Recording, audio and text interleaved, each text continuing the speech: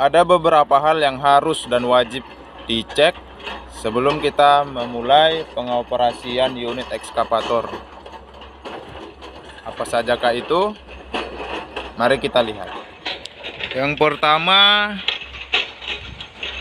oli mesin.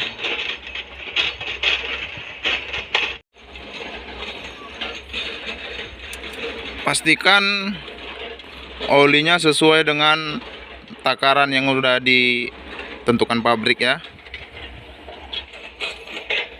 Di sini ada 2 titik. Takaran yang dianjurkan pabrik olinya sampai ke titik kedua. Jika di bawah titik kedua berarti kurang, jika di atas titik kedua berarti olinya lebih.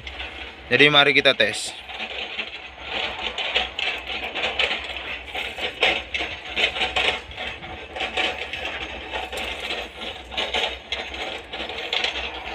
Oke, jelas ya. Di atas titik kedua berarti alatnya masih aman untuk dioperasikan. Yang berikut, radiator. Jadi sebelum kita mengoperasikan ekskavatornya, terlebih dahulu kita harus mengecek air radiator, keadaan air radiator. Jika kurang kita tambah agar aman. Oke. Yang berikut, oli hidrolik, hydraulic oil. Di sini ada takaran yang ditentukan pabrik, dikasih 2 garis. Jadi sekarang posisi arm ekskavatornya diluruskan, takarannya 2 garis. Jika kurang 2 garis, dianjurkan untuk menambahi. Jika lebih sedikit kayak gini, si aman lah. Berarti posisi oli hidroliknya aman. Oke. Yang berikut di sini ada motor swing. Jadi kita harus periksa juga oli motor swingnya. Di sini juga ada takaran dari pabrik, dikasih 2 garis. Jika berada di bawah garis kedua, berarti dianjurkan untuk menambahi. Olinya kurang. Jika lebih di atasnya, dianjurkan untuk mengurangi jika lebihnya terlalu banyak. Oke, mari kita cek.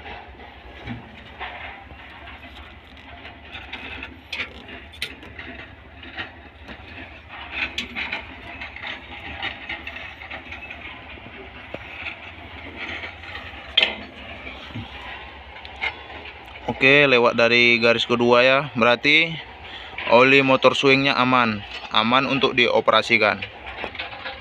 Kami menggunakan oli 90 untuk motor swing dan oli 68 untuk hidrolik. Oli 40 untuk mesin. Untuk bagian radiatornya kita isi air bersih. Berikut kita harus memeriksa keadaan baterai juga. Pastikan kepala baterainya kuat, tidak goyang ya. Oke, aman. Air baterainya juga harus dicek, tapi ini tadi udah kita cek. Oke, aman. Baterai aman untuk dioperasikan. Oke. Berikut, pastikan kondisi jasmani dan rohani kita sehat. Setelah beberapa hal tersebut selesai kita cek dan ekskavator aman untuk dioperasikan, satu hal lagi yang paling utama, berdoalah sebelum bekerja.